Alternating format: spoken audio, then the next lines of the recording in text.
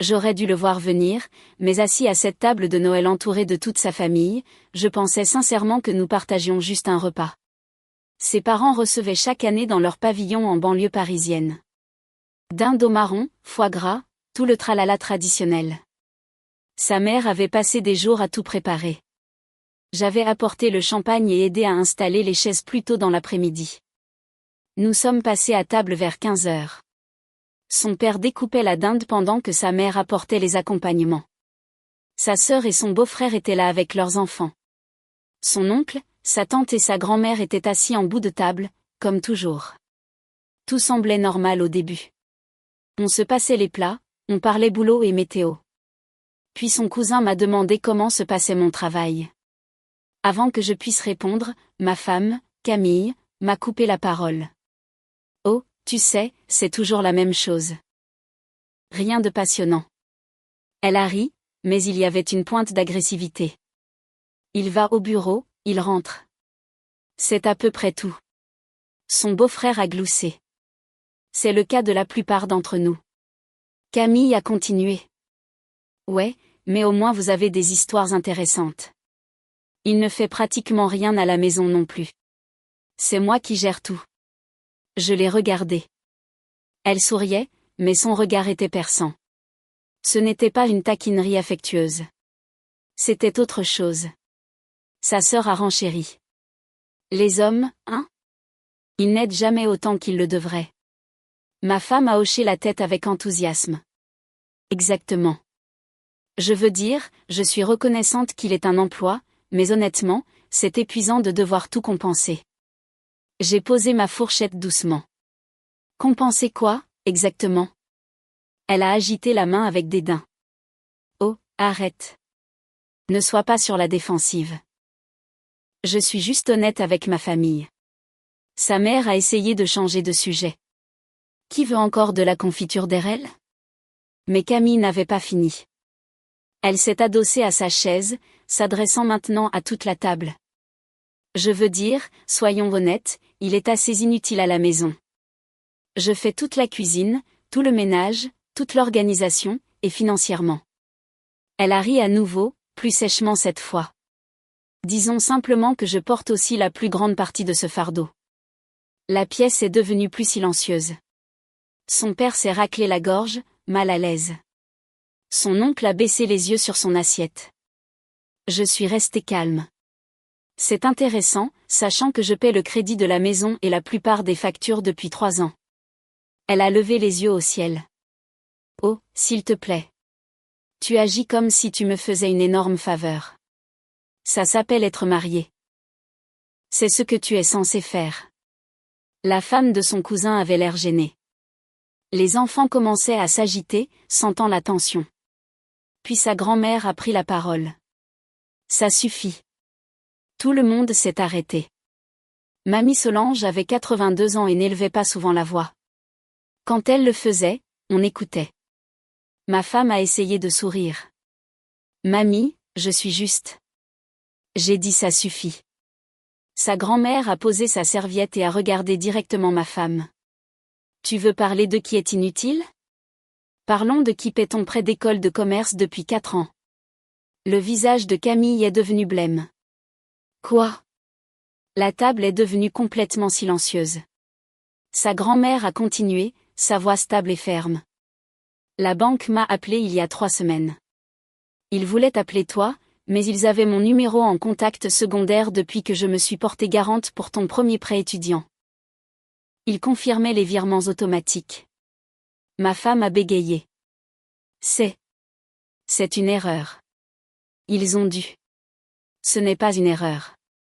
Sa grand-mère m'a regardé puis l'a regardé à nouveau. Ton mari effectue ses paiements. 800 € par mois depuis 4 ans. Pendant que tu racontes à tout le monde que tu gères tout. La bouche de sa mère s'est ouverte de stupeur. Son père a posé sa fourchette lentement. Je n'ai rien dit. Je suis restée assis là à la regarder paniquer. Mamie, tu ne comprends pas. On partage les finances. C'est compliqué. Sa grand-mère l'a coupé à nouveau. N'insulte pas mon intelligence. Je sais exactement ce qui se passe ici. Tu as menti à tout le monde sur qui fait quoi dans ton mariage, et maintenant tu te tiens ici devant toute ta famille, en le traitant d'inutile. Ma femme a regardé autour de la table désespérément, cherchant du soutien. Personne n'a croisé son regard. Sa grand-mère s'est levée lentement, s'appuyant sur la table. Elle m'a regardé avec quelque chose ressemblant à de la sympathie. Divorce-la, a-t-elle dit clairement. Tu mérites mieux que ça. Le silence qui a suivi était total. Même les enfants ont arrêté de bouger. Le visage de ma femme était rouge écarlate. Mamie, tu ne peux pas juste. Je peux, et je l'ai fait. Sa grand-mère s'est rassise, a repris sa serviette et a calmement recommencé à manger. J'ai reculé ma chaise et je me suis levée. Tout le monde me regardait. Je rentre à la maison, ai-je dit doucement. Merci pour le dîner, Madame Lefebvre. Ma femme a attrapé mon bras. Attends, tu ne peux pas partir comme ça. On doit parler de ça. J'ai regardé sa main sur mon bras, puis son visage. Non, on n'a pas besoin. Je me suis dégagée et j'ai marché vers la porte derrière moi. Je pouvais l'entendre essayer d'expliquer, essayer de sauver quelque chose du naufrage. Sa famille n'y croyait pas. Je suis montée dans ma voiture et j'ai conduit jusqu'à la maison seule, la laissant affronter ce qu'elle avait créé. Je suis rentrée vers 18h. La maison était calme. Je me suis assis dans le salon lumières éteintes, traitant simplement tout ce qui venait de se passer. Elle a franchi la porte 1 heure plus tard, la claquant derrière elle. Tu es content maintenant ? Elle a jeté son sac à main sur le comptoir. Tu m'as complètement humiliée devant toute ma famille. Je n'ai pas bougé du canapé. Je t'ai humiliée ? Oui, tu es resté assis là et tu as laissé ma grand-mère m'attaquer comme ça. Tu aurais pu dire quelque chose. Tu aurais pu me défendre. Te défendre de la vérité ? Elle s'est figée 1 seconde, puis s'est reprise. Ce n'est pas comme ça. Elle a tout déformé. Elle a fait croire que tu as menti à ta famille sur nos finances ? Parce que c'est exactement ce que tu fais. Elle a croisé les bras. Je n'ai jamais dit que je payais tes factures. J'ai juste dit que je gérais les choses. C'est différent. Tu m'as traité d'inutile devant tout le monde. Tu as dit que tu portais le poids financier. J'exagérais pour les faits. Les gens font ça. Ça s'appelle vider son sac. Je me suis levée et j'ai allumé la lampe. Elle avait l'air sur la défensive, en colère, mais en dessous je pouvais voir la panique. Vider ton sac, ai-je répété. Tu m'as humilié au repas de Noël et tu appelles ça vider ton sac. Oh, arrête d'être si sensible. Ma famille sait comment je suis. Ils savent que je plaisante. Ta grand-mère ne pensait pas que c'était une blague. Son visage s'est durci. Ma grand-mère est vieille et confuse. Elle n'aurait pas dû évoquer des informations financières privées comme ça. C'était complètement déplacé. Elle n'était pas confuse. Elle savait exactement de quoi elle parlait. Et maintenant toute ta famille connaît la vérité. Elle a commencé à faire les 100 pas, c'est incroyable. Tu agis comme si j'avais commis un crime horrible. D'accord, j'ai un peu exagéré sur qui paie quoi. La belle affaire. Les couples mariés font ça tout le temps. Tu n'as pas exagéré. Tu as menti. Et tu mens depuis des années. Elle a arrêté de marcher et m'a pointé du doigt. Je ne t'ai jamais demandé de payer mes prêts. Tu as proposé. Tu as dit que tu voulais aider. Je voulais aider, mais je ne m'attendais pas à ce que tu te retournes et dises à tout le monde que tu me portais financièrement. C'est une façon assez tordue de remercier pour du soutien. Je n'ai jamais dit ça spécifiquement. Tu l'as sous-entendu à plusieurs reprises. Ce soir était juste la première fois que quelqu'un te remettait à ta place. Elle s'est assise lourdement sur le fauteuil, mettant sa tête dans ses mains. Quand elle a levé les yeux, ils étaient humides. Ma famille ne me regardera plus jamais de la même façon, a-t-elle dit doucement. Tu comprends ça ? Ma grand-mère m'a pratiquement désavouée à table. Elle m'a dit de divorcer. Elle ne t'a pas désavoué. Bien que je comprenne pourquoi tu ressens ça. Sa tête s'est relevée brusquement. Alors, tu y penses ? Au divorce ? Tu me demandes sérieusement ça maintenant ? Après ce que tu as fait ce soir? Elle s'est relevée, changeant de tactique. Écoute, j'ai merdé. Je l'admets. Je n'aurais pas dû dire ces choses. J'étais stressée et je m'en suis prise à toi devant tout le monde. Mais on peut arranger ça. On peut parler à ma famille. Expliquer. Expliquer quoi? Que tu me manques de respect publiquement depuis des années? Et que ce soir était juste la première fois que quelqu'un le remarquait? Ce n'est pas juste. Ta grand-mère a dû me défendre au repas de Noël. Ta propre grand-mère. Parce que tu étais trop occupée à me démolir pour te rappeler que je te soutiens depuis tout ce temps. Elle a essuyé ses yeux. Je sais. Je sais que j'ai foiré, mais ne laisse pas une mauvaise soirée détruire notre mariage. On peut surmonter ça. Une mauvaise soirée.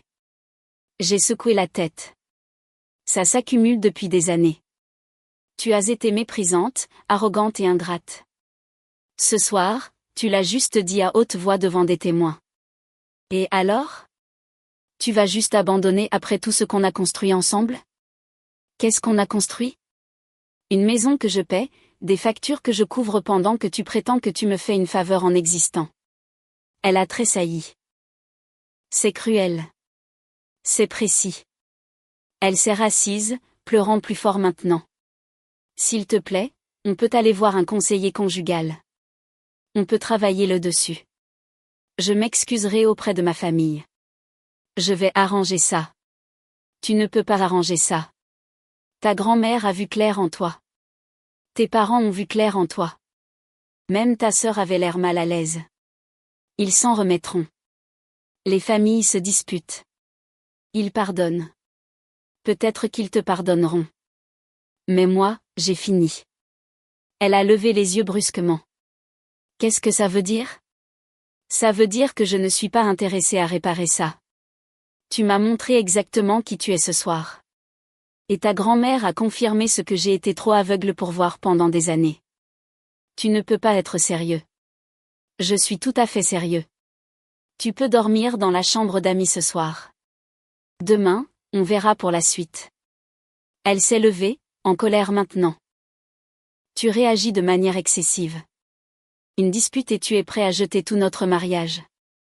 C'est de la folie. Ce n'était pas une dispute. C'était l'aboutissement d'années où tu m'as pris pour acquis en attendant que je souris bêtement. Bien. Elle a attrapé son sac. Si tu veux de l'espace, je te donnerai de l'espace. Mais quand tu te calmeras et penseras à ça rationnellement, tu réaliseras que tu fais une énorme erreur. Elle est montée à l'étage. J'ai entendu la porte de la chambre d'amis claquer. Je me suis rassis sur le canapé et j'ai sorti mon téléphone. J'avais 3 appels manqués de sa mère et 2 SMS de sa grand-mère. Le message de sa grand-mère était simple. Appelle-moi quand tu auras un moment. Je pensais ce que j'ai dit. J'ai regardé le message un long moment avant d'éteindre mon téléphone et de fermer les yeux. Demain allait être pire. Mais ce soir, au moins, la vérité était enfin sortie. Le lendemain matin, je me suis réveillée tôt et j'ai appelé sa grand-mère. Elle a décroché à la 2e sonnerie. J'espérais que tu appellerais. Madame Lefebvre, je voulais vous remercier pour ce que vous avez dit hier. Ne me remercie pas. J'ai seulement dit ce qui devait être dit. Cette fille dépasse les bornes depuis trop longtemps. Je me suis assis à la table de la cuisine. Combien saviez-vous sur la façon dont elle parle de moi? Il y a eu une pause. Assez.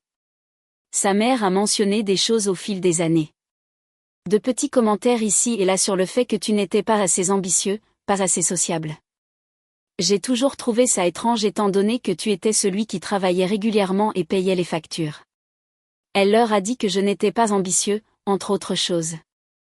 Mais je n'ai jamais eu de preuves jusqu'à ce que la banque appelle. Quand ils m'ont parlé de ces paiements de prêt, tout s'est mis en place. Pourquoi avez-vous attendu Noël pour dire quelque chose? Parce que j'avais besoin de le voir de mes propres yeux. Et quand elle s'est tenue là à te traiter d'inutile devant toute la famille, j'ai su que j'en avais assez entendu. Ce genre de manque de respect ne s'améliore pas avec le temps. J'ai entendu ma femme bouger à l'étage. Je pense demander la séparation. Bien. Tu devrais. Sa voix était ferme. Je suis mariée depuis 56 ans. Je sais à quoi ressemble un partenariat. Ce que vous avez tous les deux n'en est pas un. Ses parents ne le voient peut-être pas comme ça. Ses parents savent exactement ce qu'elle est. Ils sont juste trop polis pour le dire à haute voix. Mais après hier, personne ne peut plus faire semblant. Nous avons parlé encore quelques minutes avant que j'entende des pas dans l'escalier. Je dois y aller. Appelle-moi si tu as besoin de quoi que ce soit. Je suis sérieuse. J'ai raccroché juste au moment où ma femme entrait dans la cuisine. Elle avait l'air épuisée, les yeux bouffis d'avoir pleuré. C'était qui, a-t-elle demandé. Ta grand-mère. Elle s'est versée du café sans me regarder. Bien sûr que c'était elle. Je suis sûre qu'elle avait beaucoup à dire. Elle prenait de mes nouvelles. Comme c'est gentil. Sa voix était amère. Ma propre grand-mère prend ton parti. Elle ne prend pas parti. Elle dénonce un mauvais comportement.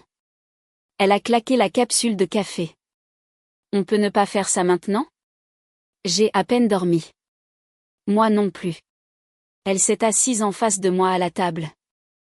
Alors, qu'est-ce qui se passe maintenant? Tu es sérieux à propos de cette histoire de séparation? Oui. Elle a fixé son café. Ma mère m'a appelé hier soir. Elle pense que je te dois des excuses. Ah oui? Elle a levé les yeux. Tu veux que je m'excuse? Seulement si tu le penses vraiment. D'accord. Je suis désolée. Je n'aurais pas dû dire ces choses au dîner. J'ai dépassé les bornes. J'ai attendu. Quoi, a-t-elle demandé. Ce n'est pas suffisant. Tu t'excuses parce que tu t'es fait prendre, pas pour ce que tu as fait. Oh mon Dieu. Elle s'est levée. Qu'est-ce que tu veux de moi? Tu veux que je rampe?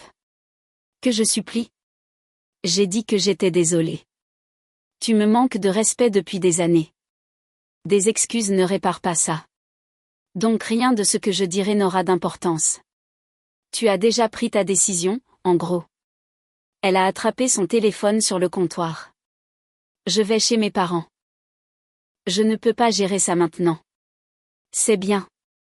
Prends ce dont tu as besoin. Elle s'est arrêtée à la porte. Tu fais une erreur. Quand tu seras prêt à parler comme des adultes, fais-le-moi savoir. Elle est partie. La maison est redevenue calme. J'ai passé le reste de la matinée à éplucher ses finances. Relevés bancaires, factures de carte de crédit, documents de prêt. Tout était à mon nom sauf ses prêts étudiants, que je payais comme un idiot. Vers midi, sa mère a appelé. Je n'essaie pas de prendre parti, a-t-elle commencé. C'est bon, Madame Lefebvre. Je comprends. Non, tu ne comprends pas. Elle a soupiré. Je dois m'excuser. Je sais depuis un moment qu'elle n'était pas juste envers toi. J'aurais dû dire quelque chose plus tôt. Cela m'a pris au dépourvu. Vous saviez? Pas tout, mais assez. La façon dont elle parlait de toi quand tu n'étais pas là. Les commentaires sur l'argent. Je pensais que c'était juste le stress du mariage.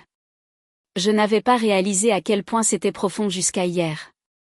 Elle m'a dit que vous pensiez qu'elle me devait des excuses. Elle t'en doit, des vraies. Mais honnêtement, je ne pense pas qu'elle comprenne pourquoi. Elle pense qu'hier, c'était juste parce qu'elle a été embarrassée. Elle ne voit pas qu'elle te traite terriblement. C'est ça le problème. Je sais, et je suis désolée. Ma mère avait raison. Tu mérites mieux. Nous avons parlé encore 10 minutes avant qu'elle ne doive raccrocher. Après avoir raccroché, je suis restée là à regarder le téléphone. Sa propre mère était de mon côté. Sa grand-mère m'avait publiquement dit de la divorcer et elle était chez ses parents, essayant probablement de les convaincre que je réagissais de manière excessive. J'ai repris le téléphone et appelé un avocat en droit de la famille qu'un collègue m'avait recommandé il y a des mois. J'avais enregistré le numéro sans penser que je l'utiliserais un jour. La secrétaire m'a programmé une consultation pour lundi matin. Quand ma femme est rentrée ce soir-là, elle était plus calme mais toujours sur la défensive. J'ai parlé à mes parents. Elle a dit, ils pensent que nous devrions essayer une thérapie avant de prendre de grandes décisions. J'ai rendez-vous avec un avocat lundi. Son visage est devenu blanc. Tu quoi? Je ne suis pas intéressée par une thérapie. Je suis intéressée par la fin de ce mariage. Tu ne peux pas être sérieux. Tu vas vraiment aller jusqu'au bout? Oui. Elle s'est assise lentement. Pour une dispute au repas de Noël? Pour des années de manque de respect qui ont culminé par toi m'humiliant au repas de Noël. C'est insensé. Tu jettes tout parce que j'ai fait une erreur. Ce n'était pas une erreur. C'était un schéma. Et hier, ta famille l'a enfin vu. Elle a mis sa tête dans ses mains. Je ne peux pas croire que ça arrive. Crois-le. Elle a levé les yeux, le regard dur. Très bien, si c'est comme ça que tu veux jouer, mais ne t'attends pas à ce que je te facilite la tâche. Je me suis levée. Je n'attends plus rien de toi. C'est tout le sujet. Je suis montée à l'étage, la laissant assise seule à la table de la cuisine.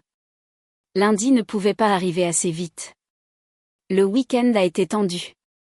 Nous nous sommes à peine parlé. Elle est restée dans la chambre d'amis et je suis restée dans la chambre principale. Dimanche soir, elle a essayé une dernière fois. On peut parler avant que tu ailles voir cet avocat? Je lisais au lit. De quoi y a-t-il à parler? Elle s'est assise au bord du lit sans invitation. J'ai réfléchi. Peut-être que je t'ai pris pour acquis. Peut-être que je n'ai pas apprécié tout ce que tu fais. Peut-être. D'accord, je l'ai fait. Je l'admets. Mais les gens font des erreurs. Ça ne veut pas dire qu'on doit faire exploser toute notre vie ensemble. J'ai posé le livre. Tu n'as pas fait une erreur. Tu as fait un choix. De multiples choix. Chaque fois que tu as dit à ta famille que je n'étais pas assez bien. Chaque fois que tu as minimisé ce que j'apporte. Chaque fois que tu m'as rabaissé pour te mettre en valeur. Je sais. Et j'essaie d'arranger ça. Comment? En l'admettant maintenant que tu t'es fait prendre? Ce n'est pas arranger les choses. C'est limiter la casse. Elle a baissé les yeux sur ses mains. Et si je te remboursais les prêts? Est-ce que ça aiderait? J'ai failli rire. Avec quel argent? Tu n'as rien économisé. Je le sais parce que je vois les relevés de carte de crédit.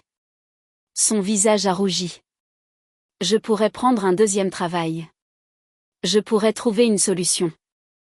Je ne veux pas de ton argent. Je veux que tu comprennes pourquoi c'est fini et tu ne comprends toujours pas. Alors explique-le-moi. J'explique depuis 3 jours. Tu n'écoutes pas. Tu cherches juste les mots magiques qui me feront changer d'avis. Elle s'est levée. C'est donc ça. Rien de ce que je dis ne compte. Plus maintenant. Elle a marché jusqu'à la porte et s'est arrêtée. Tu vas regretter ça.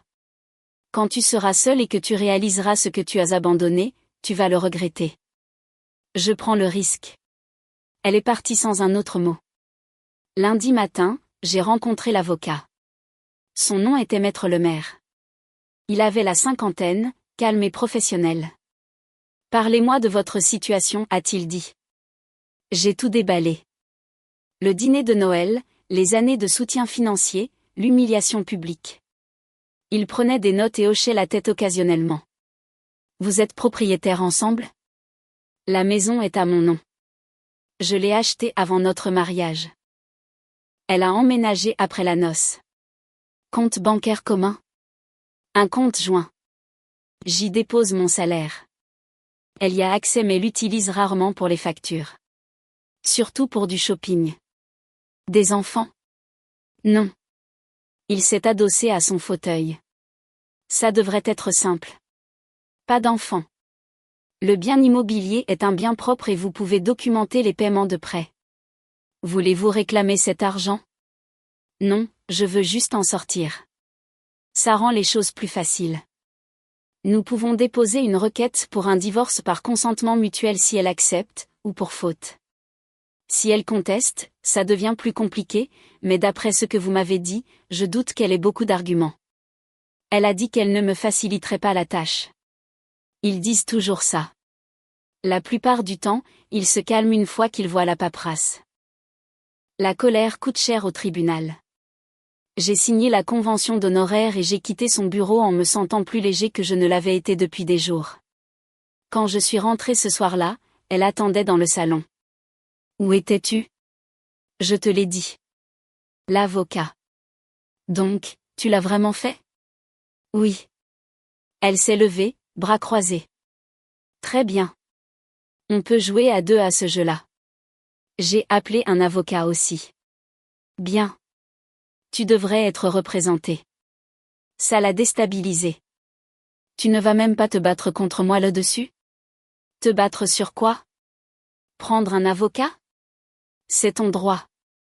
Je veux dire, sur le divorce. Tu ne vas pas essayer d'arranger les choses. Non. Elle a fait les 100 pas dans la pièce. Mon avocat a dit que je pourrais m'en prendre à la maison, à la communauté de biens, et tout ça. La maison était à moi avant le mariage. Ton avocat aurait dû te le dire. Il a dit qu'il y a des moyens de contourner ça. Contribution au ménage, amélioration, des choses comme ça. Tu es libre d'essayer, mais tu n'as pas contribué au crédit, il n'y a aucune amélioration majeure. J'ai des reçus pour tout. Sa confiance a vacillé. Tu as gardé les reçus? Je garde des traces de tout. Depuis toujours. Elle s'est rassise. Pourquoi es-tu si froid à ce sujet? Je ne suis pas froid. Je suis pragmatique. Tu as clairement fait savoir ce que tu ressens pour moi. Je l'accepte simplement et j'avance. Je n'ai jamais dit que je ne t'aimais pas. Tu n'avais pas besoin de le dire. Tu l'as montré chaque fois que tu m'as manqué de respect, rejeté ou menti à mon sujet à ta famille. Les actes comptent plus que les mots. Elle est restée silencieuse un moment. Mon père a appelé aujourd'hui. Il pense que je devrais juste te laisser partir.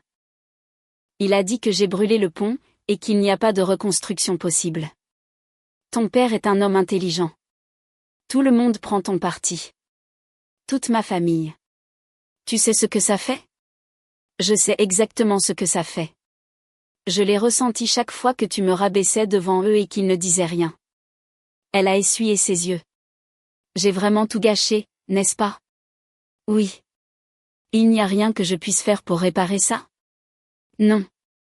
Elle s'est levée lentement. Alors je suppose qu'on a fini de parler. Je suppose. Elle est montée.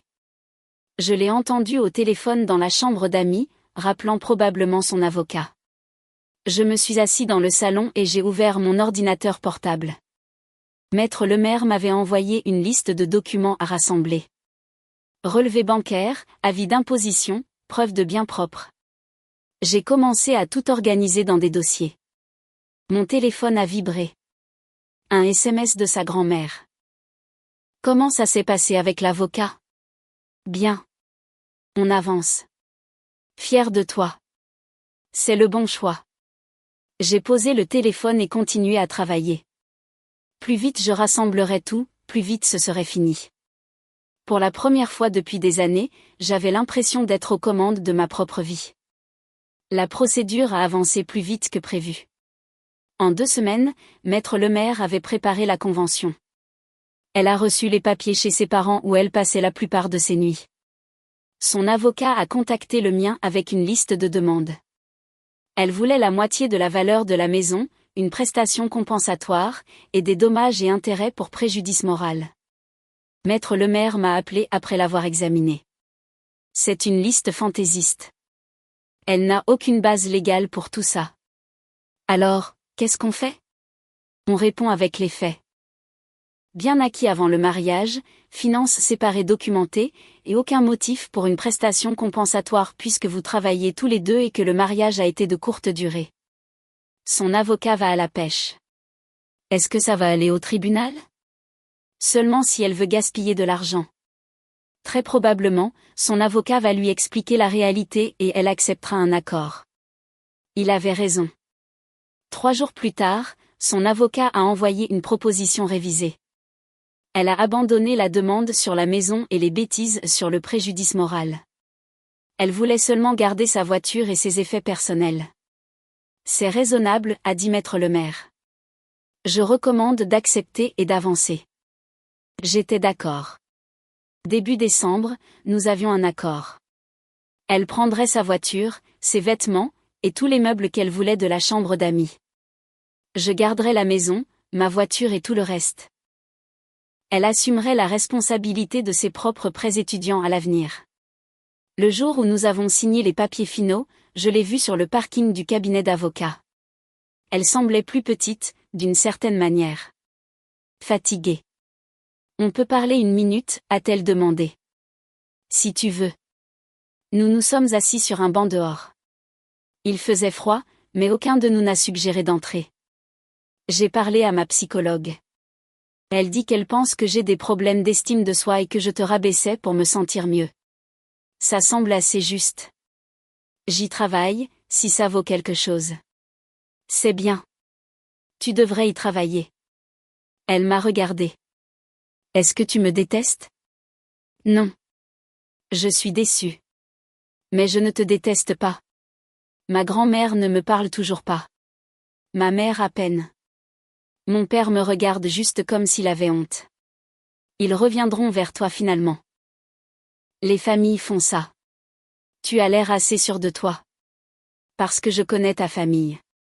Ce sont des gens bien. Ils traitent juste ce qui s'est passé. Elle a serré son manteau plus fort. Je n'ai jamais voulu que les choses aillent aussi loin. Je pensais que je me défoulais juste. Je n'avais pas réalisé combien de dégâts je faisais. C'est ça le problème. Tu n'as pas réalisé. Et le temps que tu le fasses, c'était trop tard. Est-ce que quelque chose aurait changé ton avis si je m'étais excusée plus tôt? Si j'avais été plus honnête? J'y ai réfléchi. Peut-être si tu m'avais montré que tu comprenais vraiment ce que tu avais fait de mal, mais à chaque conversation qu'on a eue, tu étais plus concentré sur la gestion des retombées que sur la prise de responsabilité réelle. Elle a hoché la tête lentement. Tu as probablement raison. Nous sommes restés assis en silence un moment. Qu'est-ce que tu vas faire maintenant? Ai-je demandé. Emménager chez mes parents pour un moment. Économiser de l'argent. Trouver comment payer ses prêts moi-même. Elle a ri amèrement. Il s'avère qu'être adulte est plus difficile quand quelqu'un ne couvre pas tes arrières. Tu te débrouilleras. Est-ce que je me débrouillerai?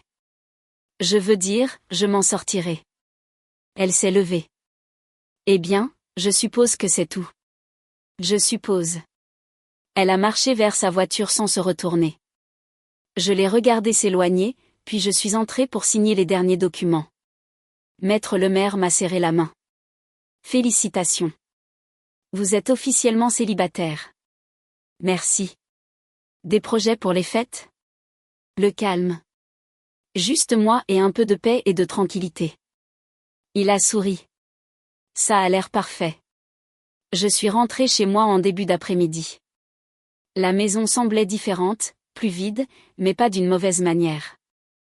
Elle avait pris les meubles de la chambre d'amis et quelques trucs de cuisine. Ça ne me dérangeait pas. Ce soir-là, sa grand-mère a appelé. J'ai entendu dire que c'est définitif. Depuis ce matin. Comment tiens-tu le coup? Mieux que prévu, honnêtement. Je me sens soulagée. Bien. C'est comme ça que tu devrais te sentir. Tu as fait la bonne chose. Tu lui as parlé? Pas encore. Je suis encore en colère, mais je le ferai finalement. C'est ma petite fille. Je l'aime, mais je n'aime pas ce qu'elle t'a fait. Elle sait qu'elle a merdé. Si ça peut te consoler.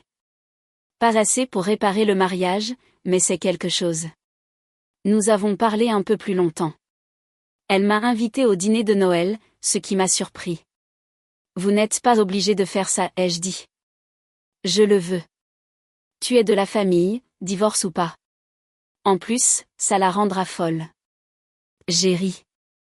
J'apprécie l'offre, mais je pense que je vais passer mon tour. Laissez-la retrouver sa famille. Je n'ai pas besoin de rendre les choses plus compliquées. Tu es une meilleure personne que la plupart. Elle a de la chance que tu sois si élégant à propos de tout ça. Je suis juste prêt à avancer. Après avoir raccroché, je me suis assis dans le salon avec une bière et j'ai regardé autour de moi. C'était mon espace maintenant. Complètement le mien. Plus besoin de marcher sur des œufs. Plus de critiques déguisées en blagues. Plus besoin de me demander si j'étais assez bien.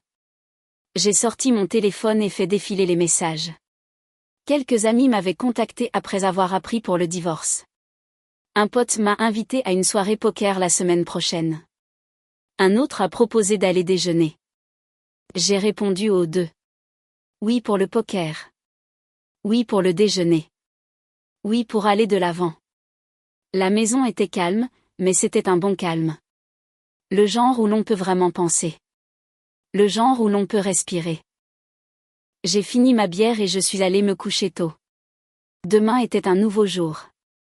Et pour la première fois depuis des années, j'avais vraiment hâte d'y être. 3 mois plus tard, j'allais mieux que je ne l'avais été depuis des années.